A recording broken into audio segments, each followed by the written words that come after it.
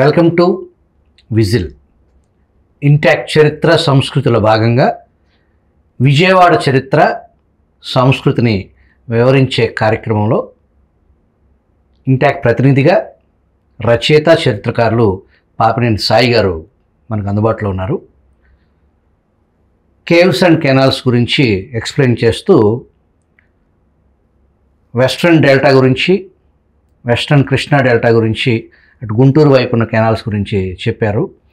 Eastern డెల్టాకి సంబంధించి విజయవాడ నుంచి eastern వైపు ఉన్న ఏలూరు కెనాల్, బందర్ కెనాల్ గురించి వివరించారు. ఈ రెండింటికి మధ్యలో అతి ముఖ్యమైన రైవేస్ కెనాల్ అనే ఒకటి ఉంది. దాని చరిత్ర ఏంటి అని సాయి గారిని అడిగి తెలుసుకుందాం. సాయి గారు నమస్కారం. నమస్కారం అండి. ఈ మూడో కెనాల్ అత్యంత ఇంపార్టెంట్ కెనాల్, ఆ రైవేస్ కెనాల్ ఏంటి, దాని చరిత్ర? ఇంజనీరింగ్ చదువుకున్న వాళ్ళని హైడ్రాలజీ అనే ఒక చాప్టర్ ఉంటుంది వాళ్ళకి. ఈ హైడ్రాలజీ, ఇంజనీరింగ్ హైడ్రాలజీలో ఒక ఫార్ములా తెలుసుకుంటారు, ఎస్పెషల్లీ సౌత్ ఇండియాకి సంబంధించిన వరకు. దాని పేరు రైవస్ ఫార్ములా, RYVES. ఈ రైవస్ అనే ఆయన పేరు జోసెఫ్ రైవస్. ముళ్ళ పెరియార్ అని ఒక డ్యామ్ ఉంది. మనము కేరళ వెళ్ళి టెక్కడి దగ్గర పెరియార్ లేకును వైల్డ్ లైఫ్ శాంక్చురీకి వెళ్ళిన వాళ్ళకి తెలుస్తుంది అనమాట. ఈ ముళ్ళ పెరియార్ డ్యామ్ కట్టినప్పుడు మామూలుగా ఆ డ్యామ్లో నించే నీరంతా, అక్కడ పడే వర్షపు నీరంతా అరేబియా సముద్రంలోకి కేరళ వైపు వెళ్ళిపోయేది, పెరియార్ రివర్లోకి వెళ్ళి. దానివల్ల అటువైపు ఎక్కువ వరదలు కూడా వస్తూ ఉండేవి, కొచ్చిన్, ఎర్నాకుళం ప్రాంతంలో. దానివల్ల ఏం చేశారంటే ఇటుపక్కనేమో డ్రై ఏరియా, తమిళనాడు సైడ్ ఆ కొండలకి, పళని కొండలకి, అక్కడ డ్యామ్ కట్టి ఈ వెనక వైపుకి తోలారు నీరును. దానివల్ల మనకి మదురై ప్రాంతం అంతా సస్యశ్యామలమైంది, తేని, మదురై ఆ ఏరియా అంతా. ఈ ముళ్ళ పెరియార్ డ్యాములో ఈ ఫ్లడ్ వాటరు, అది పీక్ ఫ్లడ్ వాటర్ని, డిశ్చార్జ్ని మేనేజ్ చేసిన ఒక ఇంజనీర్ ఉన్నాడు. ఆయన పేరు జోసెఫ్ రైవెస్, RYVES. మనం హాయిగా తెలుగులో రైవస్. ఈ రైవస్ని పిలిపించారు. ఎందుకు అంటే బందర్ కాలువ, ఏలూరు కాలువలోకి బుడమేరు నీళ్లు, కృష్ణ నీళ్లు వెళ్ళి ఈ ప్రాంతాన్నంతా ముంచడం మొదలెట్టాయి. 20 ఏళ్ళు దాటిపోయింది. ఇది 1890 ప్రాంతంలో జరిగింది. ఆ ముళ్ళ పెరియార్ తర్వాత ఈ రైవస్ దొరని పిలిచి, అయ్యా ఇదేదో చూడండి, ఏం చేయాలి అంటే Krishna flood water peak flood లెవెల్ని, ఆ పీక్ డిశ్చార్జ్ ఎంత కావాలి అనేది క్యాలిక్యులేట్ చేసింది. ఆ ఫార్ములానే రైవస్ ఫార్ములా. అది మనం ఇప్పటికీ ఇంజనీరింగ్ హైడ్రాలజీ చదువుకునే ఆ ఫార్ములా, దాని ఆరిజిన్స్ బెజవాడలో జరిగాయి. బెజవాడలో ఈ కృష్ణా ఆనకట్ట మీద నుంచి వచ్చే నీళ్ళని మేనేజ్ చేయడానికి ఆయన ఒక కోఎఫిషియంట్, ఒక నంబర్ క్రియేట్ చేశాడు. ఆ నంబర్ ఏంటి అంటే ఆ డ్యామ్ నుంచి తీరానికి ఉండే డిస్టెన్స్ని బట్టి ఆయకట్టు ఎంత ఉంది దాన్ని క్యాలిక్యులేట్ చేసి ఇంత డిశ్చార్జ్ ఉంది. కానీ ఇక్కడేమో ఎక్స్ట్రా డిశ్చార్జ్ కావాలి, 2 కాలువలు ఉన్నాయి, సరిపోవట్లేదు. అందుకని ఒక డిశ్చార్జ్ ఛానల్ తయారు చేశాడు. ఆ డిశ్చార్జ్ ఛానల్ ఈ రెండింటికి మధ్యలో ఉండాలి. అక్కడేమో ఊరుంది. సో విజయవాడ ఊరు మధ్యలో నుంచి వెళ్ళే ఛానల్ రైవస్ కెనాల్. దానివల్ల అక్కడ ఇటుపక్క నుంచి అటు వెళ్ళాలన్నా, అటు నుంచి ఇటు వెళ్ళాలన్నా బ్రిడ్జిలు కట్టుకోవాల్సి వచ్చింది. అందుకే విజయవాడకి వెనిస్ ఆఫ్ ది ఈస్ట్ అనే పేరు వచ్చింది. ఈ రైవస్ కెనాల్ వల్ల ఎక్స్ట్రా ఆయకట్టు చాలా తక్కువ, కొత్తగా యాక్రేజ్ రాలా. కానీ ఇది ఉండడం వల్ల ఆ పంట పొలాలు కాపాడబడ్డాయి. ఇది రైవస్ కెనాల్ యొక్క ఇంపార్టెన్స్. ఇది ఎందుకు జరిగింది, ఈ క్రైసిస్ రావడము, ఆ క్రైసిస్ సొల్యూషన్ రావడము అనేది మధ్యలో ఒక 30 ఏళ్ళు గ్యాప్ పట్టింది. ఎందుకంటే ఆనకట్ట కట్టినప్పుడు కాటన్ దొర గారు లేరు, ఆయన ఆస్ట్రేలియా వెళ్ళిపోయారు హెల్త్ రీజన్స్ వల్ల. ఆయన శిష్యుడు చార్ల్స్ ఓర్ అనే engineer, was a captain Madras engineering group అంటారు దాన్ని, MEGL. ఆయన సూపర్వైజ్ చేశాడు ఇక్కడి నుంచి, విజయవాడలో కూర్చొని. ఆయన ఎక్కడ కూర్చున్నాడు, ఎక్కడి నుంచి సర్వే చేశాడు, ఇట్లాంటివి చాలా ఉన్నాయి. ఈ ఇన్ఫర్మేషన్ అంతా తెలియాలి అంటే ఈ ఒక్క టాక్లో చెప్పలేము. ఇక్కడ the know your heritage family drive అనే ఒక ఈవెంట్ అక్టోబర్ 12వ తారీఖు చేస్తున్నాం. ఫ్యామిలీస్ తీసుకొని రండి, మీ కారులో మీరు రండి. పైలట్స్ ఉంటారు ముందు, అంటే ఒక పైలట్ కార్లో ట్రైన్డ్ గైడ్స్ తోటి ఈ విజయవాడలోని కేవ్స్ అండ్ కెనాల్స్ని చూపించి ఆ ఒక్కొక్క సైట్ యొక్క విశిష్టతని, వాటి వల్ల విజయవాడకి వచ్చిన లాభాన్ని, విజయవాడలో వచ్చిన మార్పులని చెప్పడానికి వీలవుతుంది. ఒక చిన్న విషయం ఏంటి అంటే 1850లో ఎప్పుడైతే మనకి డెల్టా ఫామ్ అయిందో, ఈ కృష్ణా తీర ప్రాంతంలో ఒక్కసారిగా పంటలు పెరిగాయి. అంతేకాకుండా ఈ ఆనకట్ట కింద రోడ్డు ఫామ్ అయింది. ఆనకట్ట కట్టినప్పుడు PWD వాళ్ళ ఒపీనియన్ ఏంటి అంటే ఒక వాటర్ ఛానల్ తయారు చేస్తామని. కానీ ఆ ఆనకట్టలోనే ఆ వాటర్ ఛానల్ తో పని లేకుండా పోవడానికి అవసరమైన ఒక ఇది జరిగింది. ఏంటి అంటే అప్పటికి ఆటోమొబైల్స్ లేవు, కానీ ఒక బాట వచ్చింది, కాజ్వే. ఈ కాజ్వే రావడం వల్ల Vijayawada opened up south India అనమాట. సౌత్ ఇండియాకి ఏ వెదర్లో అయినా వెళ్ళడానికి, కృష్ణం దాటి వెళ్ళడానికి ఒక మార్గం వచ్చింది ఈ ఆనకట్టల వల్లే. 1970 వరకు గోదావరి దాటాలంటే ఫెరీలో ఉన్న దాటాలి, లేకపోతే కాటన్ ఆనకట్ట కింద కాజ్వేలో దాటాలి. అలాగే బెజవాడలో ఒక కాజ్వే ఉండింది. బెజవాడ కాజ్వే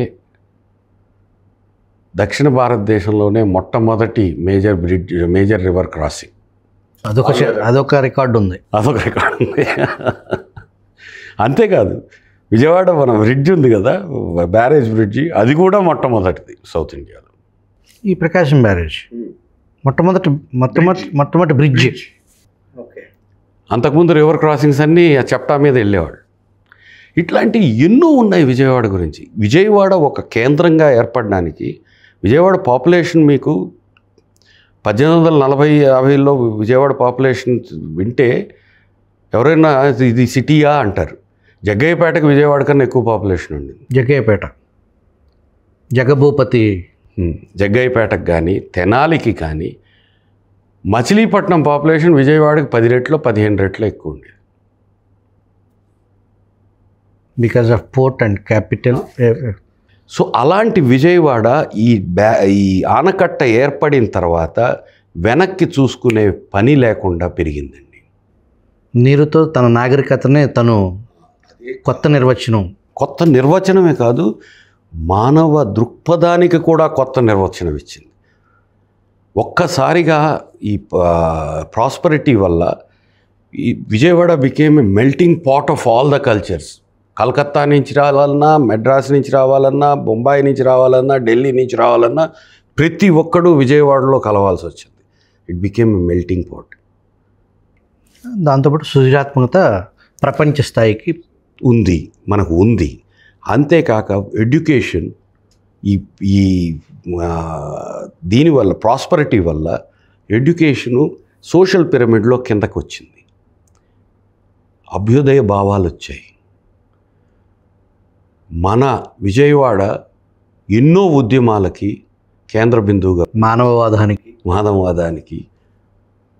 అభ్యుదయవాదాలకి, ఆధునిక భావజాలాలకి, అంతేకాదు ఉద్యమాలకి. తెలంగాణ ఉద్యమం సాగిందంతా విజయవాడ. ఇక్కడ ఆశ్రయం కల్పించారు. ట్రైనింగ్ కూడా ఇక్కడి నుంచి వెళ్ళింది. ఇదంతా జరగడానికి కారణం ఎక్కడుంది? మనం రోజు చూసే ప్రకాశం బ్యారేజ్ పక్కన ఒక ఆనకట్ట, నీరు, నాగరికత. ఆ తర్వాత ప్రకాశం బ్యారేజ్ వచ్చింది. అది 1950లో మనం స్వాతంత్రం రావడం, భాషా ప్రయుక్త రాష్ట్రం రావడం, వెంటనే ఇది కట్టాల్సి వచ్చింది. ఎందుకు? 100 ఏళ్ళు పనిచేసిన ఆనకట్ట తెగింది 1952లో. అప్పుడు ఉన్న చీఫ్ మినిస్టరు ప్రకాశం పంతులు గారు ఇక్కడ ఆనకట్ట కట్టాలి, అది కాదు బ్యారేజ్ కట్టాలి. ఇంతకుముందు మనం వేర్ అంటారు అనమాట ఇంజనీరింగ్ టర్మ్. ఆనకట్టని మనం చెప్పే ఆనకట్ట అంటే మనం అది ఆనే కట్ట అంటే అది ఏనుగు కట్ట అనేది అర్థం అనమాట. ఏనుగులతోటి తెచ్చి చేశారో ఏం చేశారో అది. ఆ కట్ట సరిపోదు, ఒక బ్యారేజ్ కట్టాలి గేట్లతోటి. ఎక్కువ గేట్లు పెట్టడం వల్ల కొంతవరకు స్టోరేజ్ ఒక 3-4 TMC ఫీట్ స్టోరేజ్ వచ్చింది. ఆ స్టోరేజ్ రావడం వల్ల ఎక్కువ ఆయకట్టుకు నీరు చేరింది ప్రకాశం బ్యారేజ్ నుంచి. ఇలాంటివన్నీ జరిగాయి. ఈ జరిగేటప్పుడు ఎంతమంది ఇంజనీర్లు ఆనకట్ట మీద పనిచేశారు, అది కూడా ఇండియాలో మొట్టమొదటిసారి. ఇట్లాంటివి ఎన్నో ఉన్నాయి విజయవాడ చుట్టూ. మనకి తెలియని రహస్యాలు కాదన్ను, నిజాలు. తెలియదు కాబట్టి రహస్యాలు, కానీ ఇవన్నీ ఫ్యాక్ట్స్. మనం తెలుసుకోవాలి. మన గౌరవము, మన గర్వం పెరగాలి అంటే మన బెజవాడ గురించి మనం చెప్పుకోగలగాలి. అదే ఉద్దేశంతో ఈ నో యువర్ హెరిటేజ్ అనే క్యాంపెయిన్ కింద వేరియస్ ప్రోగ్రామ్స్ చేయబోతున్నాం. ఈ నో యువర్ హెరిటేజ్ క్విజ్లు ఉంటాయి, స్కూల్ ఎక్స్టెన్షన్ ప్రోగ్రామ్స్ ఉంటాయి, హెరిటేజ్ టూర్స్, హెరిటేజ్ వాక్స్, ఇట్లాంటివన్నీ చేయాలనుకుంటున్నాం. మొట్టమొదటి ఇది ఫ్యామిలీ ర్యాలీ. వచ్చి హ్యాపీగా ఎంజాయ్ చేయండి. It will end with a lunch, అది కూడా ఫెస్టివ్ లంచ్. విజయవాడ కుజిన్, మన ఉలవచారు, మన పచ్చి పులుసు, మన పప్పు, ఆవకాయ, ఒరిజినల్ ఆంధ్ర భోజనం. ఒరిజినల్ ఆంధ్ర కాదు, బెజవాడ భోజనం పెట్టబోతా ఉన్నాం ఆ రోజు. అది నంబర్ అది ఇచ్చాము, వాట్సాప్ నంబర్ ఉంది. దానికి మెసేజ్ చేస్తే, హెరిటేజ్ అని మెసేజ్ చేస్తే డీటెయిల్స్ అన్నీ వస్తాయి. దాని ద్వారా ఎంతమంది వచ్చినప్పుడు, అంటే ఎక్కువ మందిని తీసుకోలేం, ఎంత తొందరగా మీరు ఎంట్రీ ఇస్తే అంత ఈజీగా మనం ఇంక్లూడ్ చేయొచ్చు. ఎందుకంటే నంబర్ ఆఫ్ గైడ్స్ మేము ఒక 4-5-6 ఫ్యామిలీస్ కన్నా ఎక్కువ ఒక గైడ్ హ్యాండిల్ చేయలేడు. అట్లాంటిది మేము కొంతమంది గైడ్స్ తోటే చేయబోతున్నాం. ట్రైన్డ్ గైడ్స్, 3 భాషలు మాట్లాడగల గైడ్స్, విజయవాడ గురించి తెలిసిన వాళ్ళు ముందు పైలట్ కార్లో వెళ్తే వాళ్ళ వెంబడి మీ కార్లలో మీరు ఫాలో అయ్యి ఒక్కొక్క గ్రూపు ఈ ప్రాంతాలన్నీ చూసి వాటి గురించి తెలుసుకొని, తర్వాత ఏమన్నా ప్రశ్నలు ఉంటే నేను అక్కడే ఉంటాను, సమాధానాలు కావాల్సినవి ఉంటాయి. ఒక ఫెలోషిప్ ఉంటుంది, అందరూ కూర్చొని కబుర్లు చెప్పుకోవచ్చు. ఇది మీ చరిత్రని మీరు తెలుసుకునేదానికి, ప్రత్యేకించి విజయవాడతో అనుబంధం, విజయవాడతో మూలాలు ఉన్నటువంటి ప్రపంచవ్యాప్తంగా, విశ్వవ్యాప్తంగా ఉన్న బెజవాడ ప్రజలకు సంబంధించిన ఒక అద్భుతమైన కార్యక్రమాన్ని భారతదేశ వ్యాప్తంగా అనేక సంవత్సరాలుగా కేంద్ర ప్రభుత్వంతో సమాంతరంగా, కేంద్ర ప్రభుత్వ సహాయ సహకారాలతో ఇంటాక్ అనే సంస్కృతి చరిత్రని కాపాడే ఒక అద్భుతమైన సంస్థ, దాని విజయవాడ చాప్టర్ ఆధ్వర్యంలో పాపినేని సాయి గారి నేతృత్వంలో ఈ విజయవాడ గురించి తెలుసుకోవాల్సిన ఎన్నో సంఘటనలు, రహస్యాలు, కొండపల్లి పోర్టు కానీ, కొండపల్లి బొమ్మ కానీ, ఆ బొమ్మ చేయటానికి ఎందుకు అక్కడే ఆ చెట్టు, పొనికి చెట్టు అనేది దాని ప్రాముఖ్యత ఏంటి, అమరావతి చరిత్ర ఏంటి, అమరావతి ఏనాటిది అనే దానికి సంబంధించి ఎటు తరచి చూసిన అనేక రహస్యాల గుట్టు విప్పటానికి విజిల్ ఇంటాక్తో పాపినేని సాయి గారి సారథ్యంలో ఇది తెలుగు ప్రజలకి విజయవాడ అనుబంధాన్ని తట్టిలేపి ఈ చారిత్రక నేపథ్యాన్ని తెలియపరచడం కోసం విజిల్తో పాపినేని సాయి గారి ప్రయాణం. మీకు ప్రత్యేక కృతజ్ఞతలు. థ్యాంక్ యూ వెరీ మచ్ అండి. నమస్కారం. Thank you.